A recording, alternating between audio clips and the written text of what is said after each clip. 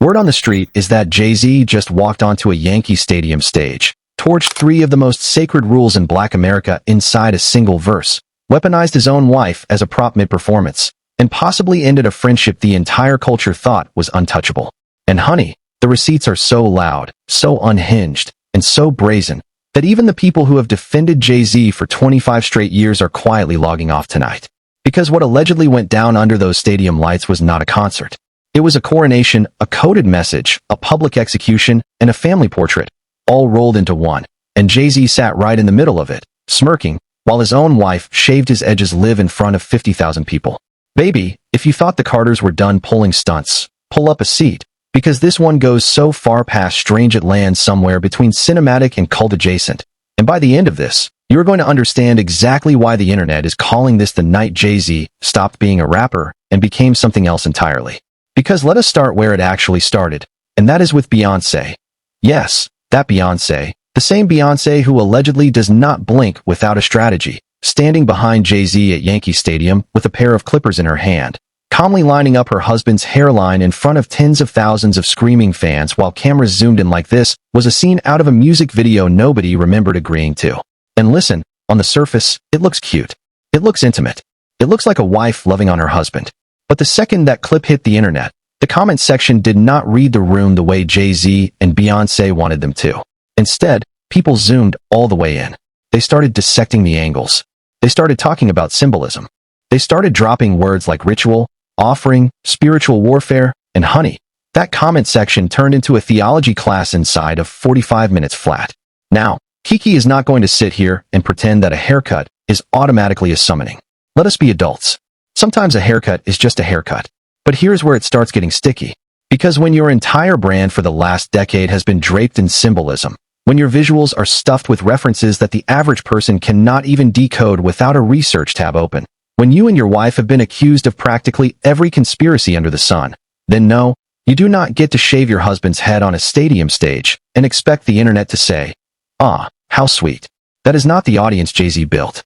That is not the mythology Jay-Z sold. Jay-Z spent 30 years telling us he plays chess, not checkers. And now he wants us to believe that this particular move on this particular night, in this particular stadium, was random. Baby, do not insult us. And listen, that alone would have been enough to keep the internet fed for a week. But Jay-Z was just getting warmed up. Because when he finally grabbed that microphone, he did not open with a hit. He did not open with a hook. He opened with a full-length manifesto disguised as a verse, and every single line of it was aimed at somebody. Word on the street is that Jay-Z came prepared, pen loaded, targets locked, and by the time he finished, half the culture was cheering, the other half was seething, and one very specific former quarterback was allegedly on the receiving end of a shot so dirty, it left a scar you could see from space. Let us walk through it, because you deserve the full picture. Jay-Z stood up there and essentially said, "Yeah, I sold out. 3 nights at Yankee Stadium sold out. And by the way, I do not care that you people are mad that my album dropped inside a Target." And then he started swinging. He turned to the camera, metaphorically speaking, and reminded every single boycott warrior in America that they are typing their outrage on Instagram, which is owned by Meta. He reminded them that they are shopping on Amazon while pretending to have a moral compass. He reminded them that the very platform they use to yell about boycotts, YouTube, is owned by Google. And then he said the quiet part out loud. He called them cherry pickers. He called their activism embarrassing. He said they were digging so deep for a villain that they had to reach all the way back and dust off Colin Kaepernick just to have somebody to talk about. And that, right there, is where the room went cold. Because see, Jay-Z did not just mention Colin Kaepernick in passing. Jay-Z surgically dragged Colin Kaepernick in front of the entire world, in a stadium, on a mic, with his own wife standing feet away, in the year of our Lord where black people are still fighting to breathe. Jay-Z said, and this is the part everyone is looping right now, that Kaepernick took a check. That Kaepernick had to sign a non-disparagement clause with that check, and that Jay-Z is the one they cannot control. So you people better be glad it was him and not me. And baby, when I tell you that line detonated, I mean the internet split down the middle in real time. Because there is a version of that verse where Jay-Z is making a point about leverage. And then there is the version everybody actually heard, which is Jay-Z standing on a billion-dollar mountain that Colin Kaepernick literally paid the price to build, using Kaepernick's name as a punchline to prove his own untouchability. And honey, that is a level of tone deaf that even Jay-Z's biggest defenders could not shield him from tonight. Now let Kiki explain something, because context is everything. Colin Kaepernick is not just some former athlete. Colin Kaepernick is the man who took a knee on a football field and lost his entire career doing it. Colin Kaepernick is the man who has been quietly funding independent autopsies for black families who cannot afford to prove that their loved ones did not just die, they were killed. Colin Kaepernick is the man who has kept his mouth shut, kept his money moving, and kept his name attached to work that most celebrities would not touch with a 10-foot pole. So when Jay-Z, from a stage his wife essentially co-owns, decided to reduce Colin Kaepernick to a punchline about a check and a non-disparagement clause, a lot of people looked at their screens and said out loud, no, absolutely not. Not him. Not Cap. Pick literally anybody else.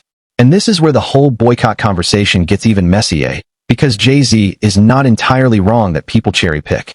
He is not. There is a whole conversation to be had about which corporations get boycotted and which ones get a free pass because we like their app better. That conversation is real. But when you are the man who dropped his album inside the store the culture was actively boycotting, you do not get to lecture the culture on inconsistency. You do not get to look down from a stage bought with the culture's money and call the culture embarrassing. That is not leadership. That is deflection with a beat behind it. And a whole lot of longtime Jay-Z fans clocked it in real time. Now, in the middle of all this, while Jay-Z was busy carving up the internet with bars, something else was happening at that stadium that most people missed on the first watch. And this is where it gets even wilder. Word on the street is that a man named Rich Grills, a well-known custom grills designer, showed up to Yankee Stadium with a front row ticket. Row 1. Seat 3. $3,000 deep. And before Jay-Z had even finished sound check, Rich Grills was allegedly escorted out of the building without so much as an explanation. He pulled his phone out. He recorded the whole thing. Security is walking behind him telling him he has to leave the premises. He is asking why. Nobody will tell him why. And the man is standing there, dressed clean, ticket in hand, watching thousands of other people walk past him into a show he paid a mortgage payment to attend. And once that clip hit the timeline, the internet did what the internet does. They started digging. And what they allegedly found is that Rich Grill's ticket was flagged as wheelchair accessible. Not general admission. Not front row. Wheelchair accessible. Which means, according to some viewers, that if you are not physically disabled and you purchased a wheelchair-designated seat, the venue has the right to remove you. But then somebody else jumped into the comments and said, hold on, not every disability is visible. Somebody else jumped in and said Ticketmaster is legally not allowed to ask you to prove a disability. And then Rich Grills himself hopped into the comments and said, look, StubHub never listed those seats as wheelchair seats. He said Ticketmaster only transferred the seats to him after he had already been scanned in. He said if there was a problem, somebody could have said something before he was inside the stadium, not after. And this is the part that Jay-Z's team does not want anybody thinking too hard about. Because if that story is true, if a paying customer with a $3,000 ticket was really tossed out of a Jay-Z show without a real explanation while Jay-Z was preparing to walk on stage and lecture America about consistency, then the optics of this whole night just got a whole lot worse. Baby, you cannot stand in front of a stadium screaming about how the culture cherry picks its outrage while your own security is allegedly cherry picking who gets to sit in a seat they paid for. That is not a good look. That is not even a mid look. That is a look Jay-Z is going to have to answer for eventually, whether he wants to or not. Now let Kiki hit you with a plot twist, because just when you thought the night could not get any more layered, Jay-Z pivoted from politics to family, and out walked Blue Ivy. That is right. His daughter. On a piano. In front of 50,000 people. Playing like she has been doing this since before she could talk. And listen, no matter how you feel about Jay-Z's verse, no matter how you feel about the Kaepernick shot, no matter how you feel about the haircut moment, when Blue Ivy sat down at that piano and started playing, the entire stadium had to admit it. That baby has it. She is not riding on anybody's name. She is not being carried. She is not out there because her mama is Beyonce and her daddy is Jay-Z. She is out there because she can actually play, and honey, that particular moment was one of the only clean, uncomplicated seconds of the entire night. But then, of course, this is a Carter production, so it could not stay clean for long. Because right after Blue Ivy did her thing, the piano bench filled up again, and out came Beyonce. Yes, the same Beyonce who was reportedly on the verge of a divorce, according to every corny gossip blog in America. The same Beyonce who the internet keeps trying to write out of the marriage. The same Beyonce who allegedly cannot stand her husband anymore. And she walked out there in her Tina Knowles glasses, sat down next to her daughter, and performed like a woman who did not miss the memo that she was supposed to be miserable. She sang. She smiled.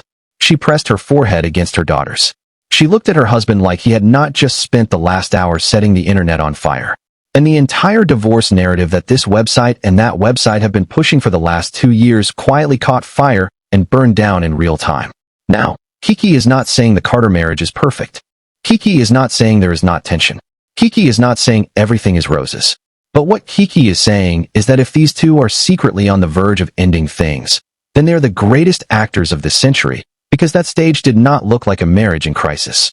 That stage looked like a merger, a message, and a middle finger to every single blog that has ever tried to break them apart. And every single person watching at home knew it. You could feel it through the screen. Whatever is going on behind closed doors, in public, Beyonce is not going anywhere. And if the divorce rumors were a stock, honey, they crashed the second she touched that microphone. And then, because Jay-Z apparently could not let a single moment breathe, he brought out one more person. And baby, this is the one nobody saw coming. Because out of the shadows walked Nas. That is right, Nas. As in the man who spent an entire chapter of hip-hop history in open lyrical warfare with Jay-Z. As in the man who traded verses so vicious with Jay-Z that college professors still teach the beef in music history classes. As in the man who, in a different decade, was Jay-Z's sworn artistic rival. And here he was, at Yankee Stadium, standing next to Jay-Z, doing his verses, sharing his stage, sharing his moment, sharing his oxygen.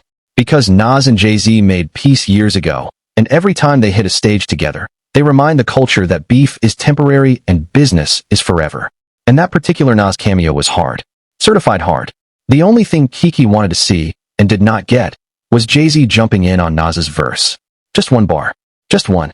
Just a hint of Jay-Z rapping over a Nas beat like it was 2001 again. But the clip cut too early, and honey, we're going to have to hunt that footage down ourselves. And this is where you have to zoom all the way out, because when you stack every piece of this night on top of every other piece, you start seeing the actual play. Beyonce cutting Jay-Z's hair on stage, a moment engineered to trend. Jay-Z addressing the Target boycott, a moment engineered to redirect the conversation away from him and back onto the audience. Jay-Z dragging Colin Kaepernick, a moment engineered to remind the industry who the untouchable one is. A paying customer allegedly booted from the venue for reasons nobody can cleanly explain. A moment nobody in Jay-Z's camp wants trending. Blue Ivy on the piano. A moment engineered to soften the entire night. Beyonce on the stage. A moment engineered to bury the divorce narrative once and for all. And Nas walking out at the end. A moment engineered to remind you that Jay-Z sits at a table so long it stretches into every corner of the culture, whether the culture likes it or not. That is not a concert. That is a strategy deck with drums under it. And now the debate is loud. Because on one side of the internet, you have the diehard Jay-Z loyalists who are saying he had every right to say what he said. Their argument is simple. Jay-Z is a billionaire. Jay-Z has paid for laws to be passed. Jay-Z has bailed people out of jail. Jay-Z has invested millions back into black communities. So when Jay-Z pulls up on a stage and says he is the one they cannot control, according to his defenders, he is not lying. He is speaking from a position of genuine leverage that most artists will never touch.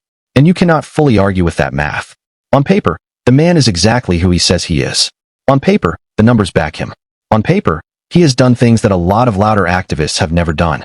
But on the other side of the internet, you have a whole lot of people, including a lot of longtime fans, who are looking at that Kaepernick line and saying, math is not the issue. Math never was the issue. The issue is that when you stand on a stage this big, in a moment this loud, and you use Colin Kaepernick's name as a rhetorical foothold to elevate your own untouchability, you are not proving your power. You are proving that even at your level, you can still misread the room. Because the room does not want to hear Jay-Z remind them that Kaepernick took a check. The room already knows Kaepernick took a check. The room also knows what Kaepernick lost, what Kaepernick funded, and what Kaepernick continues to do while other celebrities keep their mouths shut. And honey, that is the tension Jay-Z did not defuse tonight. That is the tension Jay-Z lit a match under. And that is the tension that is going to follow this stadium run for a very, very long time. Now, some people are trying to be fair here.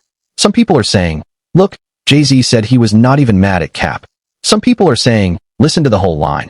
He said Kaepernick had to sign a non-disparagement, meaning Kaepernick cannot even speak freely because of that check. Some people are saying Jay-Z was actually elevating Cap in a strange, backhanded way, positioning him as somebody who tried to fight the system but got contractually muzzled, while Jay-Z is positioning himself as somebody who fights the system and cannot be silenced because he owns the system. And okay, fine. There is a version of that read that makes some sense. There is a version of that verse that is more nuanced than the first listen suggests. But baby, here's the thing. When your bar has to be defended with a 2-paragraph explainer, that bar did not land. That bar did the opposite of land. And the fact that Jay-Z's own fans are having to translate his verse to the general public is proof enough that the delivery missed. Because bars, real bars, do not need a footnote. Real bars land, and the crowd catches them, and the culture nods, and nobody needs a translator. And this one needed a whole team of translators, a PR statement, and a follow-up interview. That is not a mic drop. That is a mic slip. Meanwhile, on the other side of Yankee Stadium, Rich Grills is still trying to figure out why he got escorted out of the building. Fans are still trying to figure out whether Beyonce was cutting hair or performing a ritual. The internet is still trying to figure out whether Blue Ivy is being groomed for the throne or genuinely just loves piano. And the timeline is still, at this very hour, arguing about whether Jay-Z made his greatest political statement of his career tonight, or whether he tripped over his own legacy in front of the very audience that built it. And the wildest part of the entire night, is that Jay-Z knew. Jay-Z knew exactly what he was doing. Jay-Z does not do accidents. Jay-Z does not miss on the timing. Jay-Z picked Yankee Stadium. Jay-Z picked those bars. Jay-Z picked that moment for Beyonce to walk out. Jay-Z picked that moment to name-drop Cap. Jay-Z picked the moment to platform Nas. Jay-Z picked the moment to spotlight Blue Ivy. Every second of that stage was calculated down to the breath. So do not let anybody tell you that any of it was an accident, an off-the-cuff line, or a spontaneous emotion. Jay-Z built that night like he builds an album, with intention, with layers, and with the full understanding that half the world would misread him and the other half would defend him for the next 2 weeks straight. The only thing Jay-Z might not have calculated is how quickly the tide turned. Because for a man who has spent 30 years being the smartest guy in the room, tonight, for the first time in a long time, Jay-Z is being questioned in real time by the same people who used to defend him without hesitation. And that is a shift. That is a real shift. That is the kind of shift that changes how the next album gets received, how the next stadium show gets received, and how the next headline gets read. Baby, when the culture starts side-eyeing Jay-Z, that is not a moment. That is a movement. So where does that leave us? Well, it leaves us with a haircut nobody can stop talking about. A verse that will get quoted for the next decade. A boycott conversation Jay-Z has now inserted himself directly into whether he wanted to or not. A rumored divorce that got publicly buried in real time. A grill designer who is about to have a lawyer on speed dial. A daughter who quietly stole the whole night. A legendary rival turned collaborator who reminded us that hip-hop's timeline is longer than any of our beefs. And a wife who cut her husband's hair, cut a piano performance, and cut every divorce rumor in half, all in the same evening. And here is where Kiki hands it back to you, because this one is not a one-sided debate. This one is a whole town hall. Do you think Jay-Z crossed the line with the Kaepernick shot? Or do you think Jay-Z was actually elevating Cap in a way people are misreading? Do you think Beyonce cutting his hair on stage was cute, calculated, or something a whole lot deeper? Do you think the divorce rumors are dead in the water after that duet? Or do you think that stage moment was purely for the cameras? Do you think Rich Grills has a lawsuit on his hands? Or do you think Yankee Stadium was within its rights to remove him? And most importantly, do you think Jay-Z is still the untouchable king of the culture? Or do you think tonight was the first crack in the crown? Drop your entire take in the comments, because Kiki is reading every single one of them. And honey, we are going to keep this conversation going all week. Because this Yankee Stadium run is not over. There are more nights. There are more surprise guests waiting in the wings. There is more footage that has not even leaked yet. And word on the street is that Jay-Z has one more bar loaded that is going to make tonight's Kaepernick line look like a warm-up. So do not go anywhere. Do not miss the follow-up. And do not forget that when Jay-Z stands on a stage, it is never just a concert. It is always a message, always a maneuver, and always a moment the culture is going to be arguing about long after the lights come down. Hit that subscribe button, tap the bell, share this with the friend who swears Jay-Z can do no wrong and the friend who swears he sold out 10 albums ago, and let us settle it together in the comments. Kiki out.